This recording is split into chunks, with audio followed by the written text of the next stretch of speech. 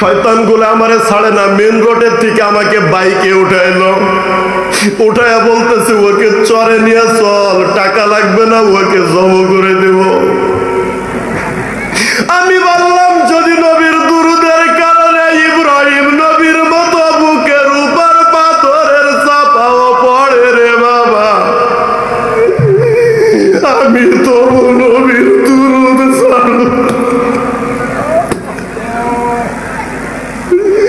আমি তো নবীর দুরুদ ছাড়বো না, তোরা আমার জব কইরা দে, কিন্তু আমার লাশটা গুম করিস না, আমার লাশটাই আমার বাড়িতে পাঠাইয়া দিস। আমার যে বাসায় পাখিগুলো আছে ওরা জানে আমার এক নজর দেখা মাটি দিতে পারে। আমার জীবনে 3 জায়গায় গের খাইছি। কয় জায়গায়? 3 জায়গায় গের খাইলে তারা দলিল চাইলে যখন দলিল দেখাইতে পারছি, তারা আলেম ওলামা বড় আদবওয়ালা লোক, তারা আর আমার সঙ্গে কোনো ভেজাল করে নাই। আমি এই মসজিদে আসার আগে যেই মসজিদে ছিলাম রে বাবা, আশেপাশে আমার মসজিদ ছাড়া আরো 8টা মসজিদ, 8 মসজিদের মধ্যে কেউ দুরুদ পড়ে না, কেউ মিলাদ পড়ে না, কেউ আল্লাহর ওলি গো ওয়াজ করে না। আমি আমার মসজিদের মাইকি ওপেনে আল্লাহর ওলিদের ওয়াজ করার কারণে আর মিলাদ পড়ার কারণে এক মাহফিলের মধ্যে এক মিলাদের মধ্যে আমারে কয়েকটা শয়তানরা থ্রেট দেয়, বলতেছে আরো 8টা মসজিদ কেউ দুরুদ এইভাবে আপনার মতো মিলাদ পড়ে না, আপনি কেন পড়েন? আপনি একাকি একভাবে চলবেন। আমি বললাম ওই 8 মসজিদের ইমাম সাহেব মুফতি সাহেব আমার কাছে আনেন, আমি যদি তাদেরকে দলিল দিয়া পড়তে পারি নবীর দুরুদ পড়বো, না হইলে পড়বো না। শয়তানগুলা আমার কথা মানে না, শয়তানগুলাই আমার কথা মানে না। আমার কমিটির সামনে কিচ্ছু বলতে আমাকে পারে নাই। গত বছর রমজানের 7টা, গত বছর রমজানের 7টা আমি যখন মসজিদ থেকে অন্য এলাকায় আমার একটা স্কুল ছিল, স্কুলে চাকরি করতাম, যাওয়ার সময় প্রতিমধ্যে আমার শয়তানরা বেলা 11টার সময় গের দেয়।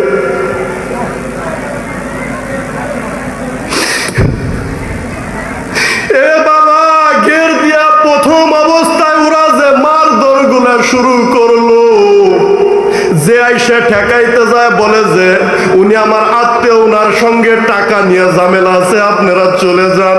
মানুষে জানে এলাকায় ওরা উচ্ছৃঙ্খল, মানুষে কিছু বলে না, তাকায় দেখে দূরে সরে যায়। আমার জবান বন্ধ হয়ে আসে, ঠোঁট 2টা শুকায় গেছে, জিহ্বা শুকায় গেছে। রোজা থাকিয়া আমি আমার কণ্ঠনালীতে কোনো রস পাইতেছি না।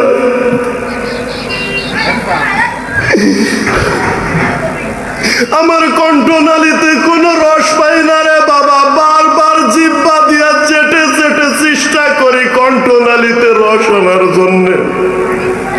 শয়তানগুলা আমার কানে কানে বলে 50,000 টাকা দিয়ে সাইডা দিতেছি। আমি বললাম 50,000 টাকা কোথায় পাবো? বলল তুই যেভাবে ওয়াজ করিস এই মসজিদে, তুই মিলাদ পড়িস, কিয়াম করিস, আমার মসজিদে আমি রাস্তার উপর দিয়েও জুম্মার নামাজ পড়াইছি, যাওয়ার পরে আমি 13 জন লোক পাইছি, আমি 1 বছর থাকার কারণে 41 জন মুসল্লি পাইছি 13 থেকে। দূরেতে দূরেতে লোক আইসা গাড়ি লাগাইয়া দিয়া জুম্মার নামাজ পড়া যাইত রে বাবা। বলতেছে মসজিদের চাকরি ছেড়ে দিবি, অন্য জায়গায় যাবি। বললাম হ্যাঁ যাবো, আমাকে ছেড়ে দে। বলল 50,000 টাকা যদি দিতে পারস ছেড়ে দিতেছি, বাড়িতে ফোন দে। আমি বললাম আমার বাড়িতে ফোন দিলে টাকা নিয়ে আসার মতো কোনো বান্ধব নাই। আমি চক্ষু বন্ধ করে বারবার আমার মুর্শিদকে স্মরণ করি, কোথায় খাজা ফরিদপুরি রে তুই।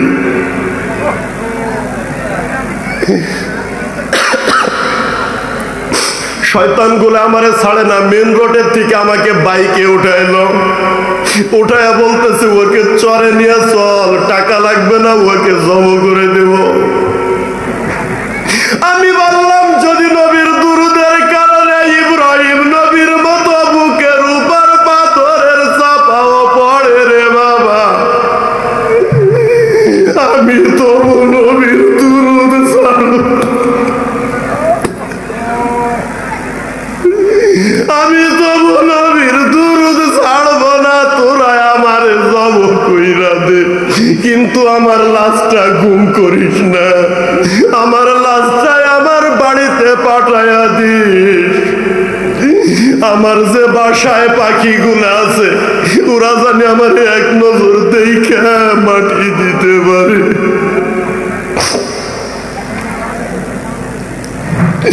এ বন্ধুরে, ওরা চরের পাশে একটা জঙ্গলে বারবার আমাকে নেওয়ার চেষ্টা করে, ইট দিয়া মাথার থেকে বাড়ি ছাড়ে পা গুলা ছেঁচতে যায়।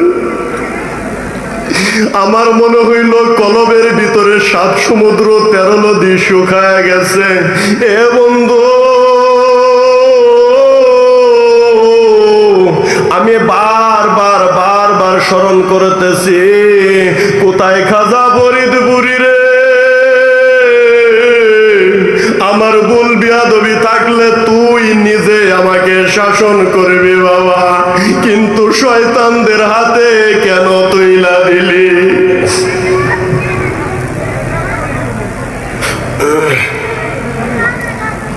মুর্শিদ আমার এই পথ দিয়ে আসবে রে, আমি সদাই তাকি পন্থের দিকে চাইয়া, সাইফুদ্দিন আমার এই পথ দিয়া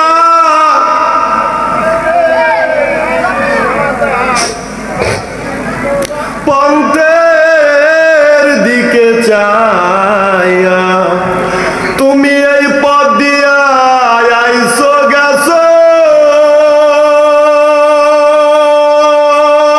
ওরে মইন কত যে অভিনয় করছো, সেই সব কথায় আজ গেছো কি বলিয়া, ওরে বাজার সেই সব কথা কি আজ গেছো রে বলিয়া, আমি সদাই বলেন, সবাই বলেন, তাকি পন্থের দিকে চাইয়া, তুমি নিজে হাতে মাইর ধৈর,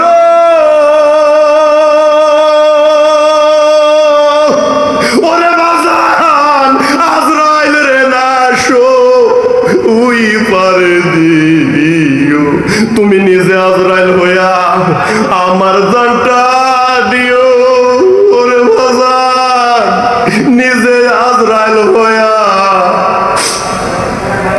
আমার জানটা নিও, আমি সদাই তাকি পন্থের দিকে চাইয়া, এই দুরুদাসে পা ঠাইয়া মরে,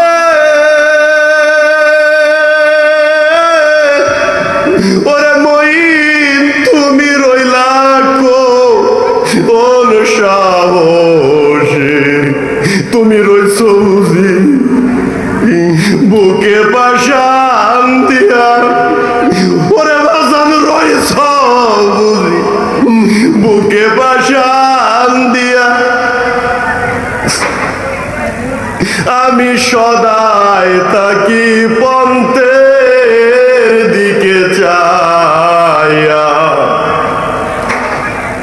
এ বন্ধু, এই আহাজারি করতে করতে কিছুক্ষণের মধ্যে ওরা বলল, তোর মানি ব্যাগ আর মোবাইল আমাদের হাতে থাক, তোরে ছেড়ে দিলাম, তুই চলে যা।